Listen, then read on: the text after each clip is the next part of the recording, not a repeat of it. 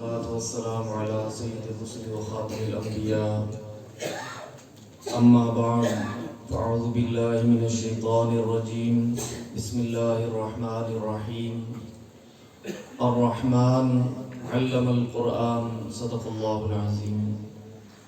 میرے قابل صد احترام بزرگ اور بھائیوں، میرے واجب الاحترام حضرات علماء کرام، میں اپنی بات کا آغاز کرنے سے پہلے ہی آپ کو بتا دوں کہ میں نے لمبی چوڑی تقریر نہیں کرنی، اس لیے میں نے وہ روایتی خطبہ بھی نہیں پڑھا تاکہ کہیں آپ ڈر نہ جائیں کہ یہ کوئی گھنٹہ ڈیڑھ گھنٹے والا کام ہے۔ تو میں نے مختصر سی 2-4 باتیں کرنی ہیں، اس کے بعد انشاءاللہ دعا کریں گے۔ میں سب سے پہلے میزبان مکرم برادر محترم مولانا مفتی محمد طیب عتیق صاحب متظل کا شکر گزار ہوں کہ انہوں نے ماشاءاللہ یہ محفل سجائی، مجھے آپ کو یہ عظیم سعادت حاصل کرنے کی توفیق عطا فرمائی کہ ہم ایک خالص دینی اور روحانی پروگرام کا حصہ بنے۔ اللہ رب العزت میرا اور آپ کا مل بیٹھنا اپنی بارگاہ میں قبول فرمائے۔ جس مقدس عنوان پر پروگرام منعقد کیا گیا، برادر مکرم مولانا شاکر محمود صاحب متظل نے بڑے ہی خوبصورت انداز میں اس پر تفصیلی اظہار خیال فرمایا۔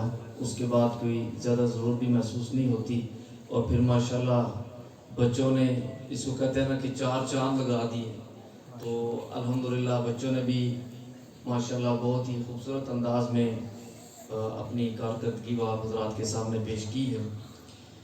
ہمارے استاد محترم جن سے میں نے بھی الحمدللہ قرآن پاک حفظ کیا، میرے بھائیوں نے بھی، اور سینکڑوں کی تعداد میں الحمدللہ دیگر حفاظ کرام نے ان سے قرآن پاک پڑھا۔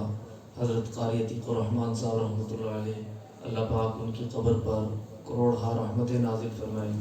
ان کی یادگار یہ جامع مسجد سیدنا حسین رضی اللہ تعالی عنہ، الحمدللہ یہاں بچوں اور بچیوں کی دینی تعلیم کا سلسلہ جاری ہے، اور اسی حوالے سے چونکہ عصری تعلیمی اداروں میں بھی بچوں اور بچیوں کی حوصلہ افزائی کے لیے پروگرام منعقد ہوتے ہیں، ان کو انعامات دیے جاتے ہیں، اسناد دی جاتی ہیں، تو دینی تعلیمی اداروں میں بھی یہ سلسلہ جاری رہتا ہے۔ تو آپ حضرات ماشاءاللہ ان بچوں کی حوصلہ افزائی کا باعث بنے ہیں، اللہ رب العزت آپ کو جزائے خیر عطا فرمائے۔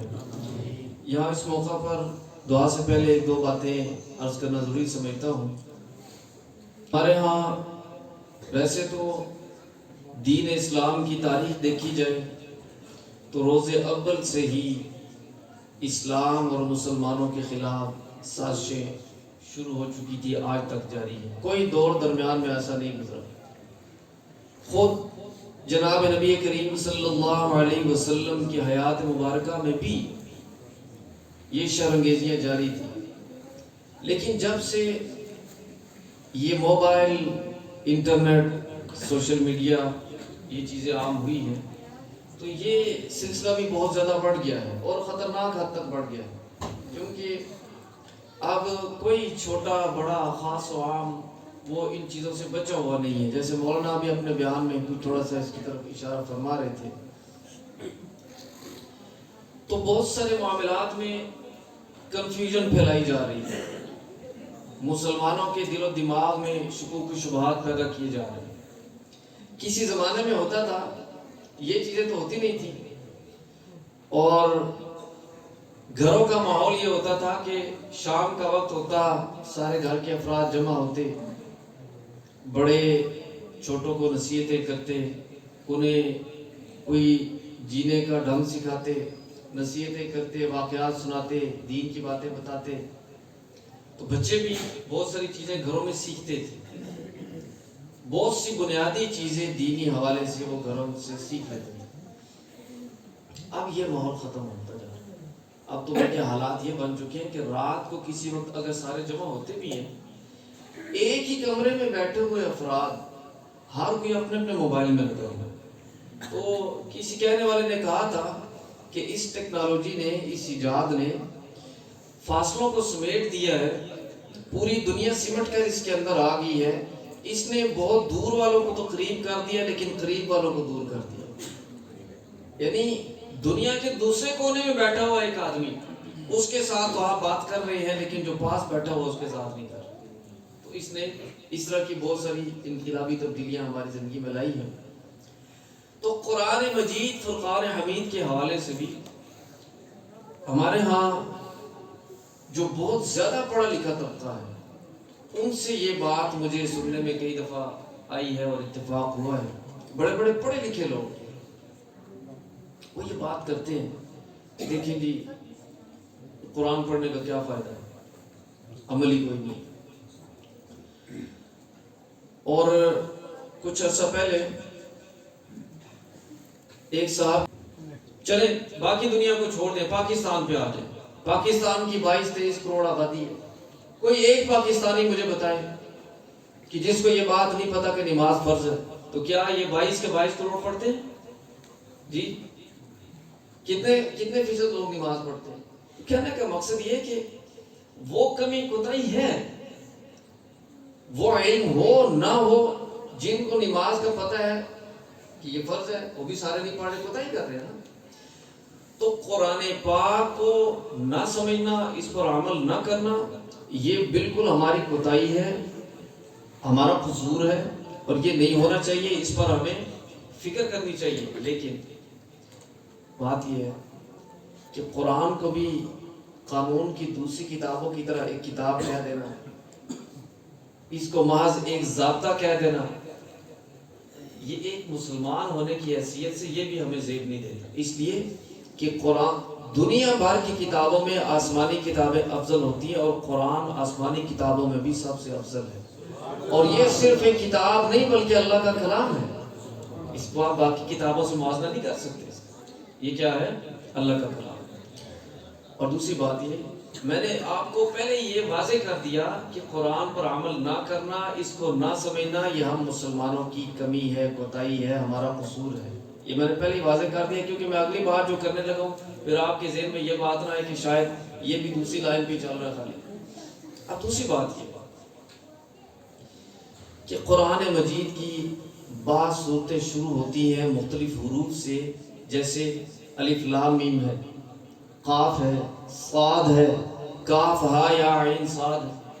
ان کو کہتے ہیں حروف مقطعات. ان کو کیا کہتے ہیں؟ حروف مقطعات. ان کا معنی کیا ہے, ان کا مفہوم کیا ہے, یہ صرف اللہ اور اس کے رسول صلی اللہ علیہ وسلم کو پتہ ہے. اس کا علم ہمیں نہیں دیا. ان کا معنی کسی کو نہیں پتا. کوئی بڑے سے بڑا علامہ, کوئی اسکالر, کوئی اپنے آپ کو بڑا جناب سمجھنے والا لے آئے, معنی پوچھے گا. حروف مقطعات کا معنی کوئی نہیں بتا سکتا, اس لیے یہ ہمیں بتایا نہیں گیا. اس کا معنی صرف اللہ اور اس کے رسول صلی اللہ علیہ وسلم کو پتا ہے. جناب نبی کریم صلی اللہ علیہ وسلم نے فرمایا کہ قرآن پاک کے ایک ایک حرف کے پڑھنے پر 10 نیکیاں ملتی. سبحان اللہ. اور ساتھ پھر مثال دیتے ہوئے فرمایا کہ جیسے الف لام میم ہے تو میں یوں نہیں کہتا ہوں کہ یہ ایک حرف, یہ اللہ کا کلام ہے, اس کے اندر اللہ نے برکات ہی ہمارے لیے بڑی رکھی.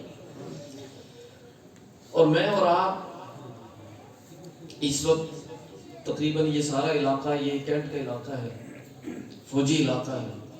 فوج کا کیا کام ہوتا ہے؟ ملک کا دفاع کرنا, ملک کی حفاظت کرنا. جب ہم سارے اہل پاکستان سو رہے ہوتے ہیں تو ہماری سرحدوں کے محافظ, چاہے وہ کشمیر کے بارڈر پہ ہوں, کسی اور بارڈر پہ ہوں, سمندروں میں ہوں, فضاؤں میں ہوں, وہ ہماری حفاظت کر رہے ہوتے ہیں. اور یہ اللہ کا حکم بھی ہے کہ دشمن سے مقابلے کے لیے اپنی جہاں تک تمہارے بس میں ہو اپنی طاقت تیار کرو, جدید سے جدید ٹیکنالوجی اختیار کرو. تو پاکستان کی حفاظت کون کر رہا ہے؟ ہماری فوج, پاک فوج, نیوی, فضائیہ. یہ ایک ظاہری سبب ہے پاکستان کی حفاظت کا. اور ہم مسلمانوں کا ایمان ہے کہ جہاں تک ہمارے بس میں ہو قرآنی حکم کے تحت اسباب اختیار کرنا وہ ہمارے ذمہ ہے. اور اس کے ساتھ ساتھ مسبب الاسباب کی طرف بھی رجوع ضروری ہے. جی, جب بھی دشمن للکارتا ہے تو ہمارے فوجی جوان کون سا نعرہ لگاتے ہیں؟ جی, اللہ اکبر. ٹھیک ہے نا. تو مسبب الاسباب کی طرف بھی رجوع ضروری ہے. اور الحمدللہ اللہ کا لاکھ لاکھ شکر ہے، اللہ پاک ہمارے ملک کو، ہماری قوم کو، ہم سب مسلمانوں کو ہر قسم کے شر سے، فتنے سے محفوظ فرمائے.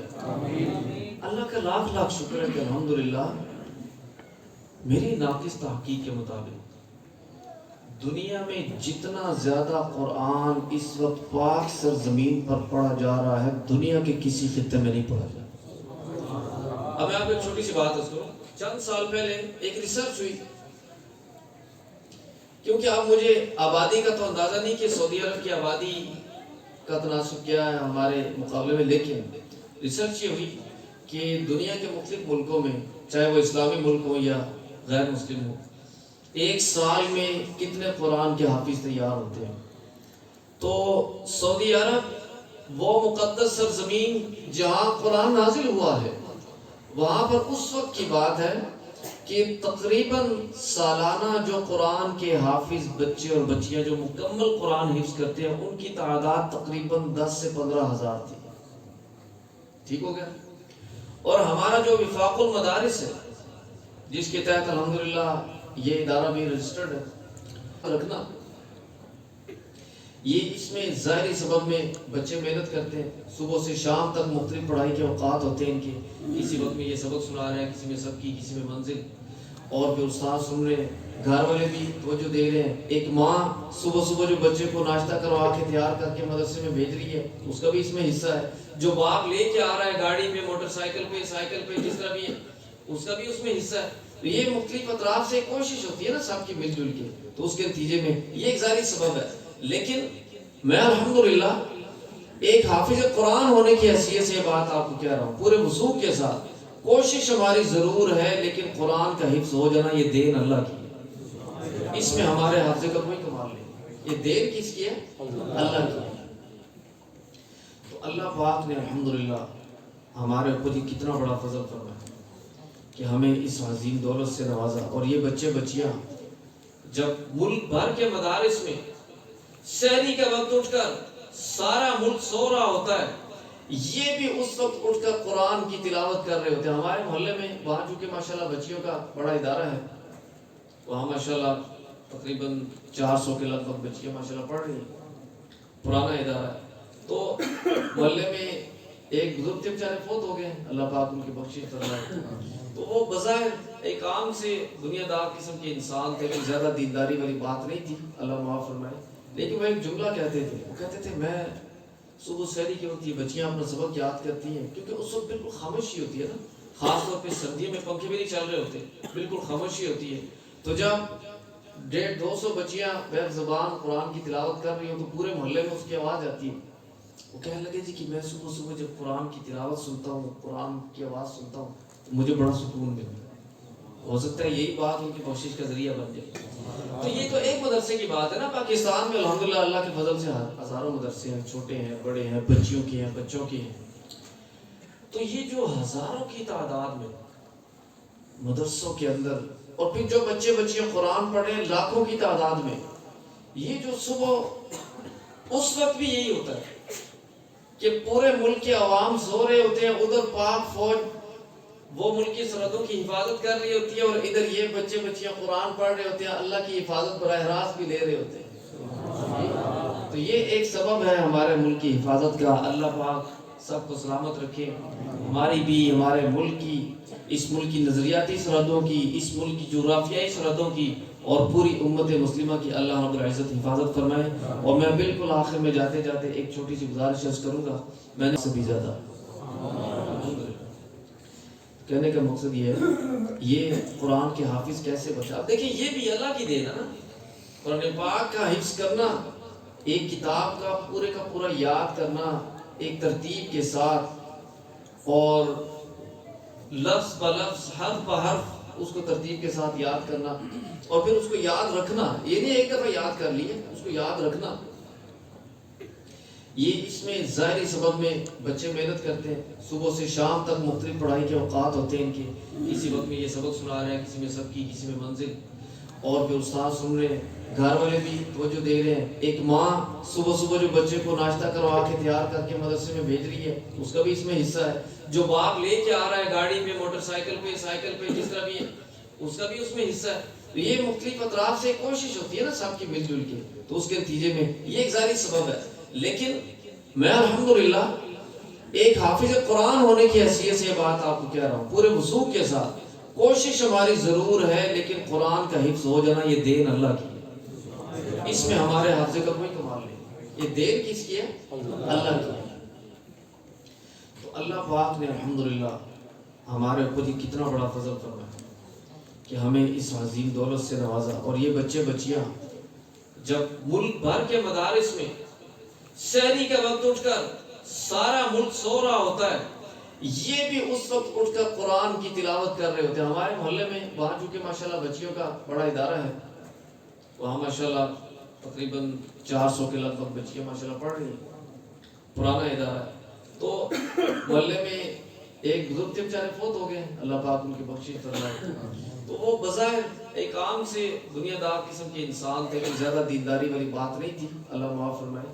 لیکن وہ ایک جملہ کہتے تھے، وہ کہتے تھے میں صبح سحری کے وقت یہ بچیاں اپنا سبق یاد کرتی ہیں، کیونکہ اس وقت بالکل خاموشی ہوتی ہے نا، خاص طور پہ سردیوں میں پنکھے بھی نہیں چل رہے ہوتے، بالکل خاموشی ہوتی ہے.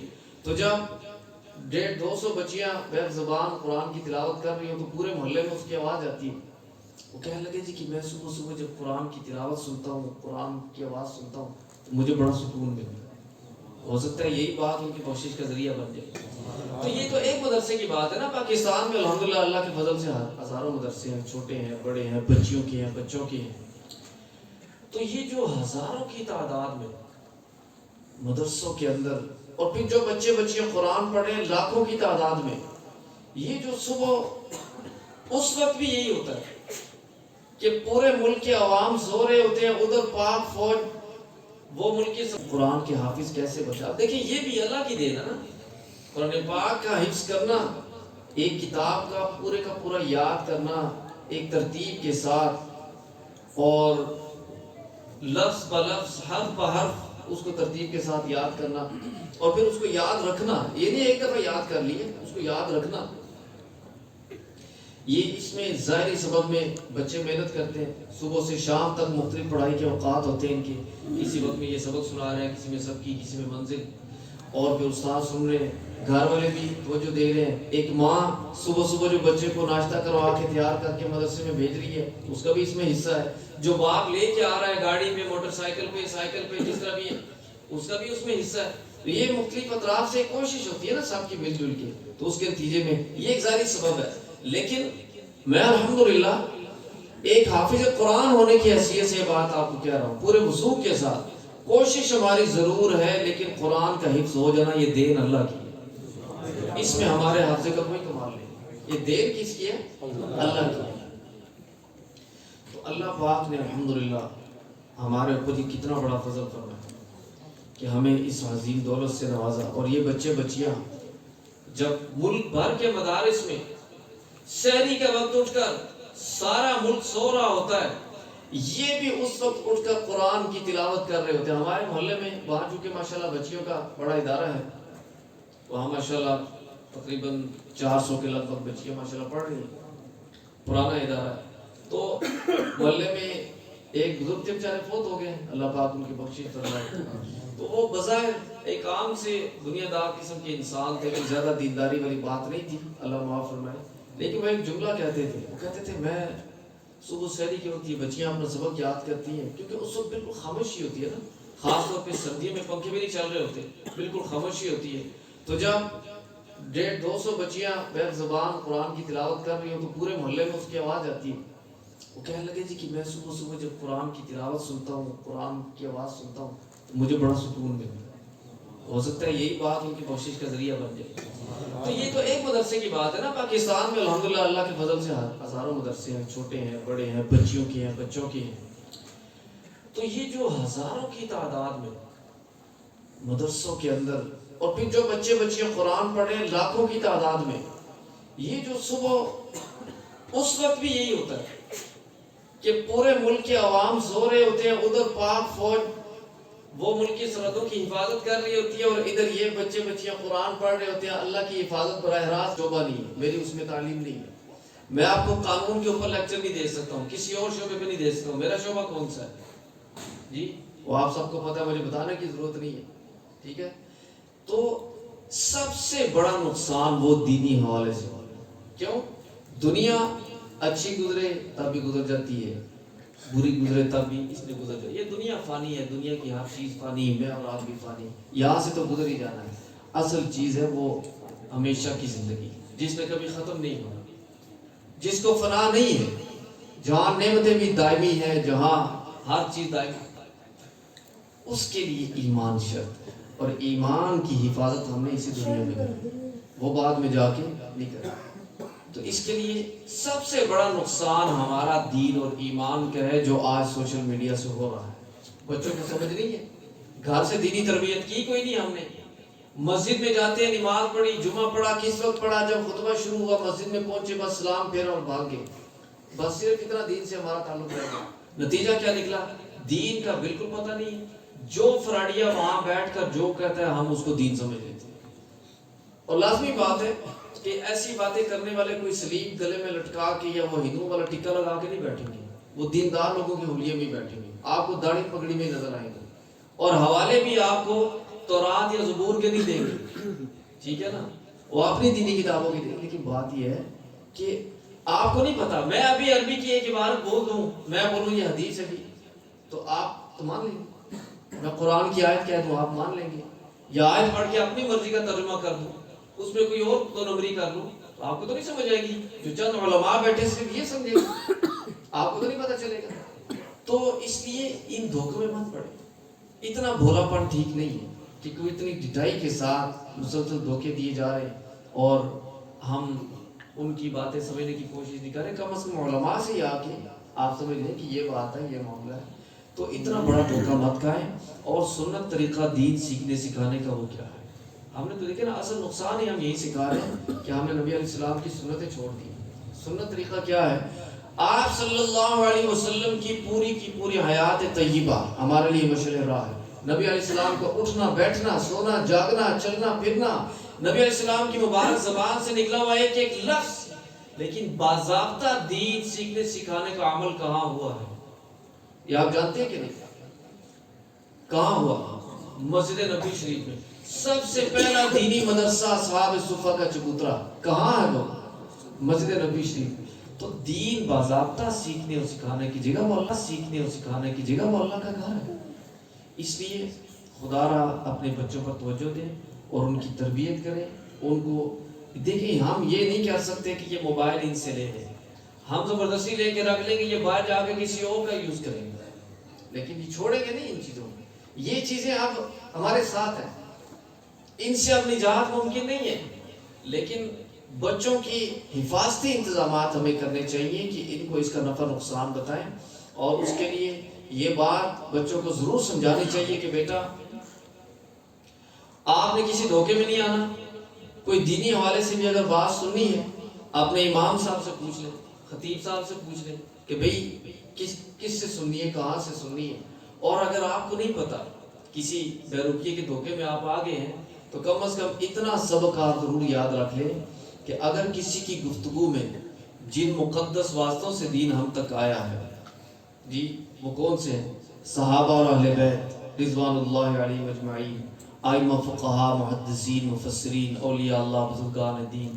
ان مقدس واسطوں کے خلاف جو بات کرتا ہے, ان کے بارے میں شکوک و شبہات ذہنوں میں ڈالتا ہے, ان کے بارے میں بدگمانیاں پیدا کرتا ہے, ان پر اعتراضات, ان سے نعوذ باللہ کیڑے نکالنے کی کوشش کرتا ہے, ایسے آدمی کی بات نہیں سننی. کیونکہ یہ سیدھا ایمان پر, دین پر ڈاکہ ڈالنے والی بات. کیونکہ اگر ان واسطوں پہ ہم شک کر لیں, ہمارا دین ہی محفوظ نہیں ہے, دین ختم ہو جاتا ہے. تو اس لیے یہ سبق اپنے بچوں کو ضرور پڑھائیں. اللہ رب العزت ہمارے بچوں کے, ہماری آنے والی نسلوں کے دین اور ایمان کی عزت و آبرو کی, جان اور مال کی حفاظت فرمائیں. ہم کوشش کر رہے ہیں کہ جتنی بھی ہماری مساجد ہیں جہاں الحمدللہ آپ کے بچے قرآن پڑھ رہے ہیں, نماز یاد کر رہے ہیں, کلمے یاد کر رہے ہیں, تو وہاں یہ جو نئی نسل ہے, ہماری نوجوان نسل ہے, ان کے دین اور ایمان کی حفاظت کے لیے ہم ان کے لیے کوئی تربیتی پروگرام بھی شروع کریں. میں آپ تمام بزرگ اور بھائیوں سے درخواست کروں گا جو نوجوان ہیں مولانا طیب صاحب کے پاس نام لکھوائیں, اور جو بزرگ حضرات ہیں وہ اپنے بچوں کے نام لکھوائیں, اور کوشش کریں کہ زیادہ سے زیادہ نوجوان وہ اس تربیتی پروگرام میں حصہ لیں. انشاءاللہ العزیز اس کے لیے ہم ایک الگ مستقل نشست بھی رکھیں گے. اس کے لیے میں انشاءاللہ دوبارہ آپ حضرات کی خدمت میں حاضر ہوں گا. میں انہی الفاظ کے ساتھ آپ حضرات سے اجازت چاہتے ہوئے درخواست کروں گا, ہمارے برادر مکرم مولانا حافظ اسد مدنی صاحب متظل بھی تشریف فرما ہیں, تو میں ان سے درخواست کروں گا کہ وہ تشریف لا کر اختتامی دعا فرمائیں. وآخر دعوانا الحمدللہ.